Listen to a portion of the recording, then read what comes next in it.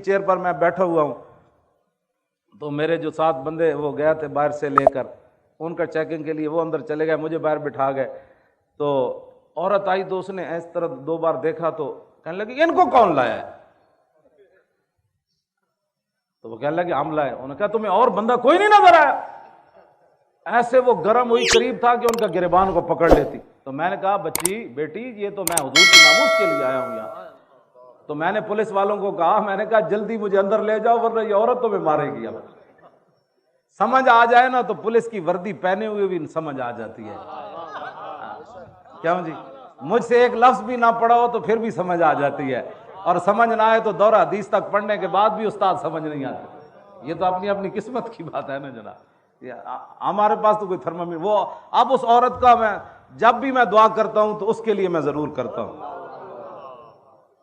کہ میں تو اس کو جانتا ہی نہیں تھا، لیکن وہ میری خاطر پولیس کی وردی پہن کر پولیس والوں سے الجھ پڑی کہ آپ کو بندہ ہی اور کوئی نہیں ملا، ان کو کیوں آپ کیوں لائے ہو، ان کو کیوں لائے ہو؟ میں نے کہا مجھے اندر بھیجو، یہ لڑکی تمہیں مارے گی. آپ پولیس والے فوراً مجھے اندر لے گئے. تو سمجھ آنے میں تو 1 منٹ بھی بندہ آ جاتا ہے، ورنہ میری اتنی لمبی تقریریں کرنے کے بعد بھی بندہ کہے انجل لگے ہوئے سن بادشاہ.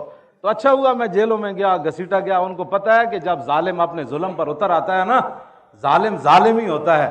ہاں جی، وہ تاریخ طبری میں امام علی مقام کا خطبہ موجود ہے، آپ محرم میں وہ پورا پڑھ کے سنائیں کہ امام علی مقام کیوں آئے.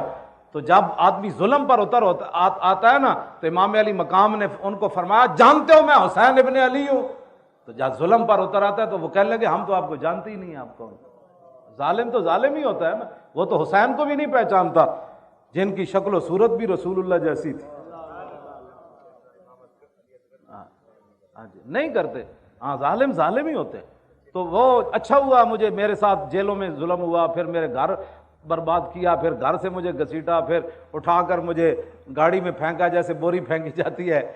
تو پھر یہ تو شکر کرے خدا کا، اگر یہ ہمارے ساتھ ظلم نہ ہوتے تو یہ تاریخ آگے کیسے بڑھتی؟ تو پھر اللہ تعالیٰ ان اللہ مع الصابرین نہیں ہے، ہم روئے نہیں نا.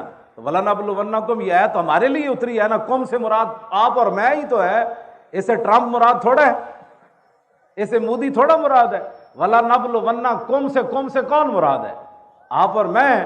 وَلَنَبْلُوَنَّكُمْ بِشَيْءٍ مِّنَ الْخَوْفِ وَالْجُوعِ وَنَقْصٍ مِّنَ الْأَمْوَالِ وَالْأَنفُسِ وَالثَّمَرَاتِ.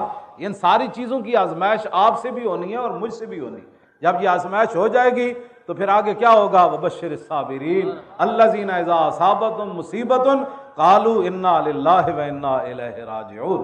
وہ مجھے میں نے نا جتنا بھی انہوں نے مجھے گھسیٹا، پھر وہ آگے پھینکا، وہ میرے سر سے پگڑی بھی اتر گئی تو میں نے وہ اپنی گود میں رکھ لی، ٹوپی میں نے سر میں پہن لی. تو وہ پھر بھی میں ہنس رہا تھا. تو وہ پولیس والے کہنے لگے آپ ہمارے ساتھ مذاق کرتے ہیں. تو میں نے کہا آپ کا میرا مذاق بنتا نہیں ہے. کہنے لگا پھر آپ ہنستے کیوں ہیں؟ تو میں نے کہا اس لیے میں ہنس رہا ہوں کہ جن کو خوش کرنے کے لیے تم نے میرے گھر اتنا تباہی مچائی، مجھے گھسیٹا اور مجھے ایسے پھینک رہے ہو، اور مجھے تم نے گرم چادر بھی نہیں لینے دی. کہا کہ چل مولوی کو لائے چلو، چلو مولوی کو لائے چلو. یہ مولوی ہے؟ ہاں یہ. میں کہا میرا نام خادم حسین. کہا اچھا تو ہے، پکڑو اس کو. وہ تقریباً 70 کے قریب ان کے ایسے گنیں پکڑی ہوئی تھی، وہ میرے گھر میں داخل ہوئے. کہتا آپ کا نام؟ میں کہا خادم حسین. کہتا اچھا پکڑو اس کو، اٹھو. میں نے کہا میں اٹھ نہیں سکتا. کہنے لگا یہ بہانے کرتا ہے، اس کو گھسیٹو. تو مجھے تو میں ہنس رہا تھا. تو وہ کہنے لگے آپ ہنستے کیوں ہیں؟ میں نے کہا جن کو خوش کرنے کے لیے آج جو روتے پھرتے ہیں ہمیں کیوں نکالا؟ توجہ. میں تو نہیں رویا، مجھے کیوں گھسیٹا؟ کیوں نہیں، میں واقعی نہیں رویا، مجھے کیوں گھسیٹا؟ اس لیے میں نے ان کو کہا کہ جن کو خوش کرنے کے لیے تم نے یہ ظلم کیا ہے نا، وہ تمہیں دیکھ نہیں رہے، وہ تو اپنے گھروں میں سوئے ہوئے ہیں، لیکن جن کی خاطر میں گھسیٹا گیا وہ مجھے دیکھ رہے ہیں.